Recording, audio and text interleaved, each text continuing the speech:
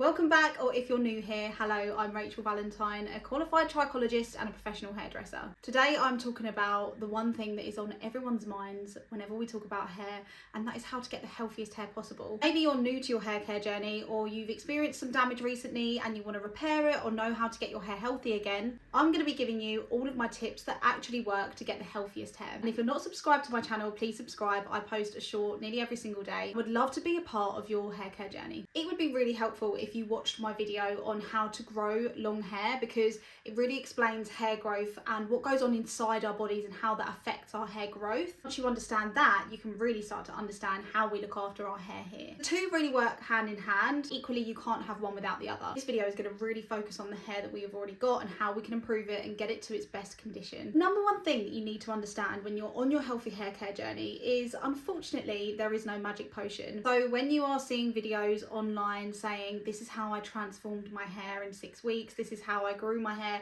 10 inches in 5 days, you have to take it with a pinch of salt, because it definitely doesn't happen overnight. You need to be consistent and you need to be patient. If you were to speak to any personal trainer, the one thing they would say is there's no good eating one salad, you need to be consistent, and that is when you'll see the change, is not after 1 month but after 3 months to 6 months, and starting to create them healthy habits. That is exactly the same when it comes to hair. Definitely does not happen overnight. It does take time. More consistent and the more serious you are when it comes to your hair care, that is when you're going to see the best results. The first thing that you need is a solid hair care routine. This hair care routine should not be your best friend's hair care routine or your favourite influencer's hair care routine.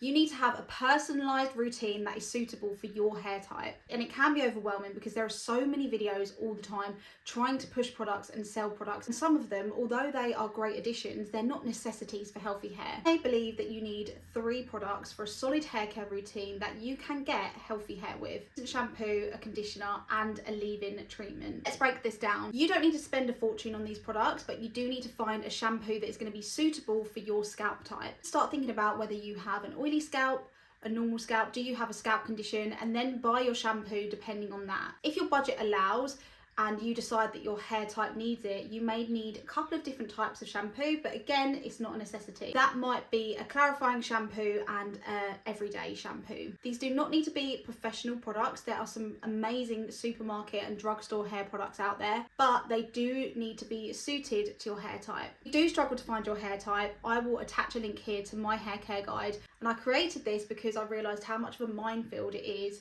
when you are shopping for hair care. There are so many products and so many different types of hair, so this guide teaches you how to find your hair type. It does have everyday tips in there, which I will talk a little bit about today, but it goes into real detail. Most importantly, it has pages and pages of all my recommended products broken down into each hair type so that you can just keep going back to the guide when you need to buy a new product. Once you've got your shampoo, I would then recommend investing in a conditioner. One thing to know about hair products is that when you find one that you love, it's really tempting to stay with that product forever. Like anything, our hair changes. Maybe you have changed colour and you've got your hair bleached recently. Maybe you've just had a baby and your hair is shedding. Hair is feeling a little bit drier or frizzier than normal. So every time you finish your shampoo or conditioner, I recommend to reassess your hair and make changes if you need to. I do not put a hair mask as a necessity in a solid hair care routine.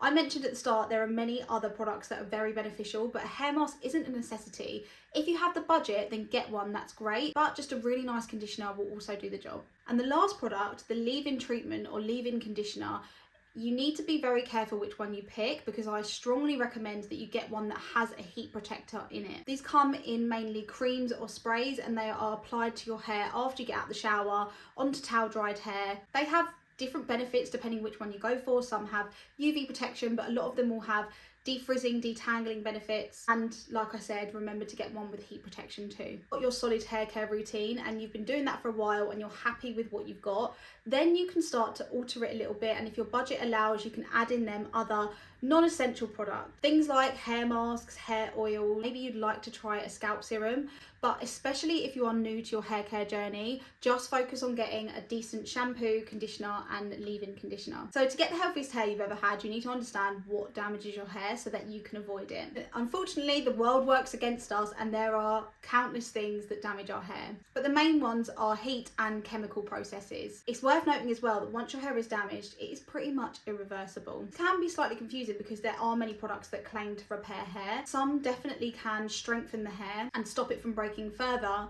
However, it will never replace your hair structure that is broken. If you was to cut out heat completely, then that would be a dream. But if this is not realistic, then that is when your heat protector is going to come into play. That being said though, if I was to wear my SPF in the morning and I was out in the sun all day, there is still a chance of me burning. And that's the same with your hair. So you're still risking the damage from heat even though you've used a heat protector, especially if it's repetitive, so if you're using heat every day or restyling. The biggest questions I get is if someone has frizzy hair or unruly hair, how can they go day to day with their hair without using heat? It's all about picking your moments. So if you have a week from working from home and you can wash your hair and avoid using heat, do that. So pick your moments when you are going to be styling your hair and don't just grab the straighteners every single time. I mentioned chemical processes, and this is basically anything to do with colouring, perming or relaxing. Because you're altering the hair structure, this is going to be causing damage. Different hair colours will have different levels of damage, bleach being the most damaging. But you have to pick your colourist carefully, because when you're bleaching hair and there's any overlapping, hair is not being handled correctly, as I mentioned,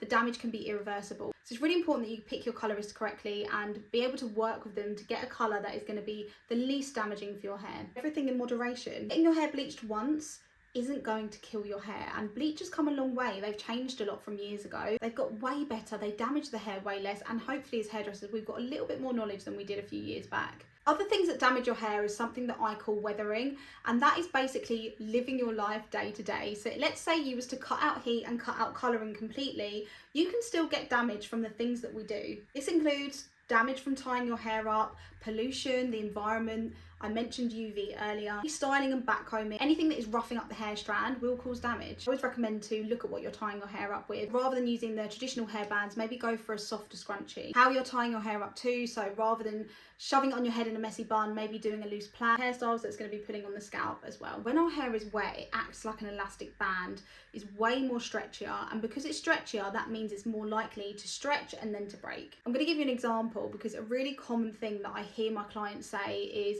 yeah, I go to bed with my hair damp and a hair mask in, or they put a hair mask in on damp hair and then they tie it really tightly in a slick back bun. In your hair, do you feel like you're doing something beneficial? Hair mask or not, tying your hair up when it's wet will cause damage. You are stretching and pushing that hair and forcing it to stretch, and it is way more likely to break. Sometimes you are actually better off using your leave-in conditioner that is also a heat protector and just gently rough drying your hair on a medium heat. Especially if you have bleached or fine hair, the hair is going to be even more fragile when it's wet, and the damage is going to be even more noticeable. Question around hair cutting always comes up when we speak about healthy hair, and yes, of course, haircuts are so important, but how often you get your hair cut is again completely personal. Totally depends on the condition of your hair. If you're trying to get healthy hair, especially long healthy hair, then you don't want to be cutting it every 6 weeks, because you're not giving it a chance to grow in between. What I would recommend is, if you've got super damaged hair and you're at the start of your healthy hair journey, go to a trusted hairdresser and just check with them how much you actually need off. Damage is irreversible, so if you have this much of your hair damaged and you're only cutting off this much, then all of this is still dead anyway. Until that hair grows down, you're still going to be dealing with these dead ends. It's definitely your decision to make, but some people do like to cut all the dead hair off so that they have a fresh start. If you have super damaged hair and your hair is breaking all the way up to the root, then obviously that's not going to be an option. And what you're going to do is you're basically going to look after this hair using the tips that I've just given you until your hair starts to grow through here and that damage starts to grow down. So when you look at all these factors that we've spoken about and they all work in unison, that is when you're going to get the best hair. Really recommend, if you haven't already, to watch my how to grow long hair video. That paired with this is going to be your solution to the healthiest hair. Like I said, I'm also going to link my hair care guide so that you can have a little look. If you haven't already, like and comment any questions that you have and subscribe to my channel, and I will see you next time.